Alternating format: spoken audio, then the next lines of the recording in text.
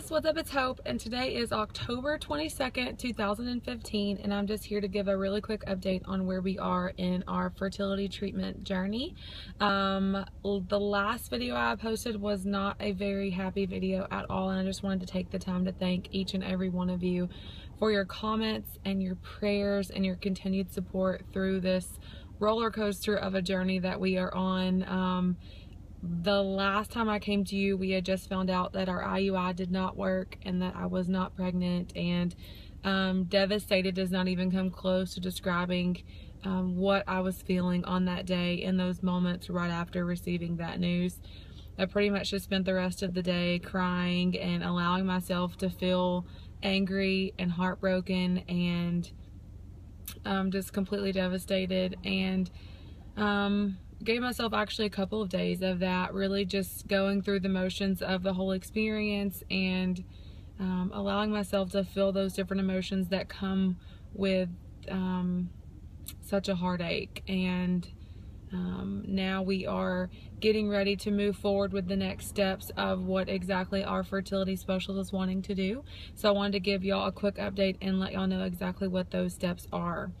Tomorrow I actually go in for the HSG test. It's actually it's more of an x-ray from what I've read online. It basically they're just going to make sure that I don't have any blockages in my tubes and make sure everything looks good in my uterus. More importantly, it focuses on blockages. They're going to be able to see if there are any blockages and clear those blockages out of the way, and just look at my anatomy a little bit closer to make sure everything is good on my end. Initially, the fertility specialist was wanting to, after the HSG was done and after we got clearance that there were no blockages, she was wanting to jump straight into a fertility treatment cycle of taking letrozole for 3 days, I believe, and then starting injections, and then monitoring me with ultrasounds, just trying to get me where I was last time when I came in to see her for the very first consult, basically to make sure a mature follicle grows and gets ready to ovulate. We would then trigger ovulation, so basically do a cycle of oral medication as well as injections. And honestly, we're just not quite ready for that yet. Emotionally and financially, we're just not in a place right now where we can afford oral medication and injections on top of the cost of the ultrasounds every week and the blood work every week. So we're actually going to take a break this month and just have the HSG done, make sure there's no blockages, and we're going to see if they can do another semen analysis on my husband, because as y'all know, they put him on Clomid to see if that will increase his counts at all, and so we want to see if that's working or not. So I believe he has to be on that for a month before they'll do another analysis, so that'll be in a couple of weeks or so.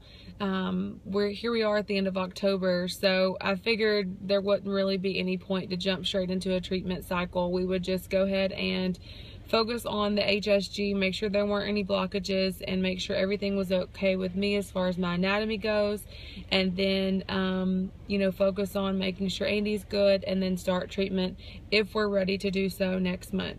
I did ask the nurse exactly what our specialist was wanting to do after we do the oral meds and injections, and she said that would really be up to us, that our doctor is open to us just doing timed intercourse, but she would also recommend doing another IUI, and honestly we just can't afford that. So I think the next couple of months, if we can afford to do the injections and the oral medication, we'll probably just do timed intercourse, especially because she has Andy on medicine that is supposed to be increasing his counts. So that's probably what our plans will be for the rest of the year. So I just wanted to make sure and update everyone and let y'all know exactly what I'm doing tomorrow.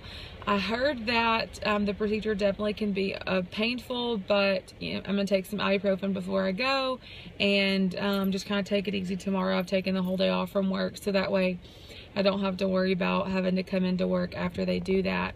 I'm really hoping and praying that everything looks great and there are no blockages, but if there are, of course, that'll give us more answers to this crazy big puzzle that we're in the middle of trying to solve.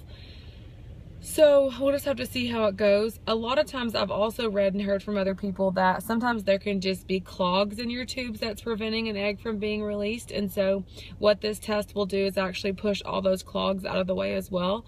I don't know if that's what's I don't know if I have that issue at all, but at least this test will be able to see and be able to see if that is the case or not, and give us some more answers. So I wanted to make sure and update all of you on where I am, and thank you so much for all your prayers and support. Please continue to pray for us as we are still in the throes of this battle, and we are continuing to pray and seek God's will for us and for our journey, and just trying to stay hopeful and optimistic and just full of faith that everything's going to work out for the good. So thank you so much for watching. Thank you so much for all of your support, all of your prayers. It means more to me than you will ever know.